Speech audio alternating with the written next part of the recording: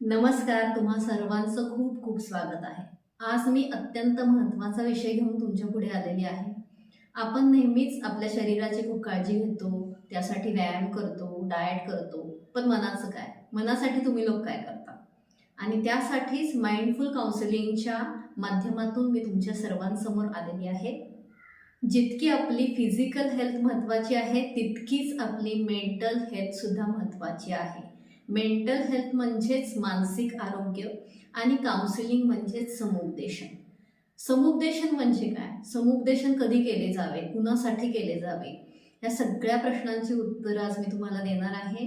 गेले कित्येक दिवस मी तुमच्यासमोर व्हिडिओच्या माध्यमातून आले नव्हते. त्याचं कारण हेच होतं की रिलेशनशिप, काउन्सिलिंग आणि मेंटल हेल्थ याचा मी काही अभ्यास करत होते. समुपदेशन किंवा काउन्सिलिंग म्हणजे काय? तर समुपदेशन किंवा काउन्सिलिंग म्हणजे तुमच्या काही भावनिक, मानसिक किंवा वैयक्तिक काही अडचणी असतील तर ते संवादाच्या माध्यमातून जाणून घेणे आणि त्याच्यावरती उपाय सुचवणे म्हणजे समुपदेशन. आत्ताच्या जगात बघितलं तर खूप प्रकारच्या समस्या आपल्याला आढळून येतात आहेत आणि त्याचं सोल्युशन हे काउन्सिलिंगच्या माध्यमातून नक्कीच आपल्याला मिळू शकतं. विद्यार्थ्यांच्या काही समस्या असतील, जसं की आत्ताच्या स्पर्धेच्या युगामध्ये त्यांच्यावरती ताणाचं प्रमाण खूप जास्त आहे.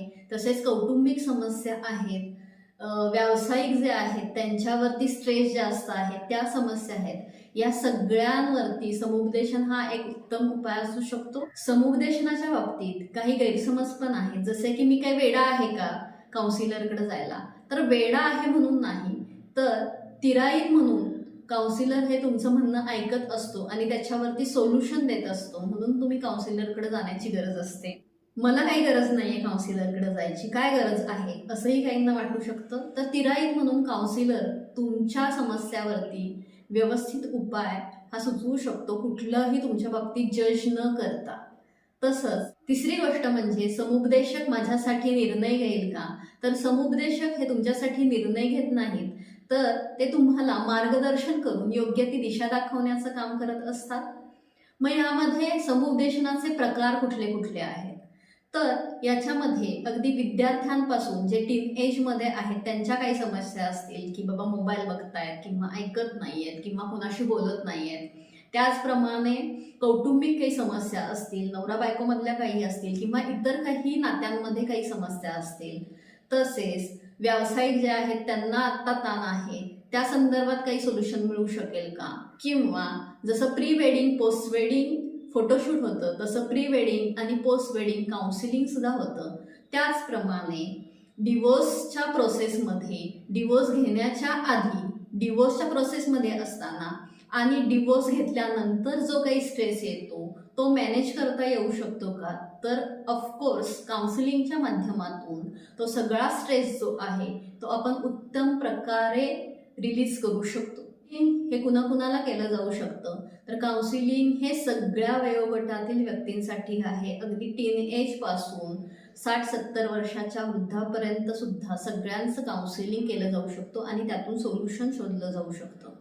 मग काउन्सिलरकडेच का जायचं? तर काउन्सिलर ही अशी एक सुरक्षित जागा आहे, तिथं तुम्ही त्यांच्याशी मनमोकळेपणाने गप्पा मारू शकता, तुमचा जो काही स्ट्रेस आहे तो शेअर करू शकता आणि त्या माध्यमातून त्याच्यावरती काही सोल्युशन मिळतंय का हे बघू शकता. म्हणून काउन्सिलरकडे जाण्याची गरज आहे. काउन्सिलिंग कुणाचं केलं जाऊ शकतं? तर काउन्सिलिंग वैयक्तिक एखाद्या व्यक्तीचं केलं जाऊ शकतं किंवा कपल असेल तर त्यांचं केलं जाऊ शकतं.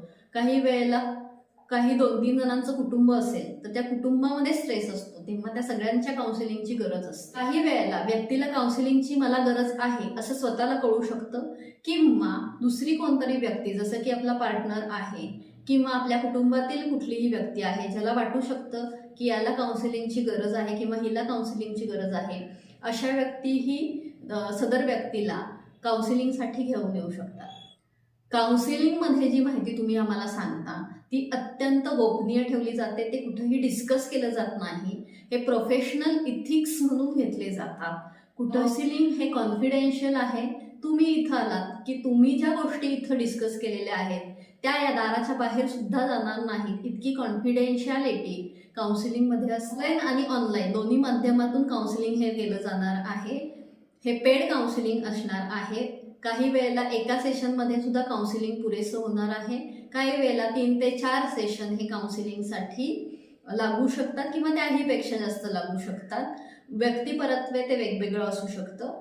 तिसरी गोष्ट म्हणजे अपॉइंटमेंट प्रॉपर घेऊनच काउन्सिलिंगसाठी येणं गरजेचं आहे. जर तुम्हाला असं वाटत असेल की मला काउन्सिलिंगची गरज आहे किंवा माझं स्ट्रेस लेवल खूप आहे, हे मला कुणाशी तरी बोलायचं आहे ज्यामुळे मला छान वाटेल, तर नक्की माइंडफुल काउन्सिलिंगला भेट देऊन तुम्ही तुमचा जो स्ट्रेस लेवल आहे तो कमी करू शकता. जर तुम्हाला काउन्सिलिंगसाठी अपॉइंटमेंट हवी असेल तर गुगल फॉर्म हा मी डिस्क्रिप्शन बॉक्समध्ये दिलेला आहे.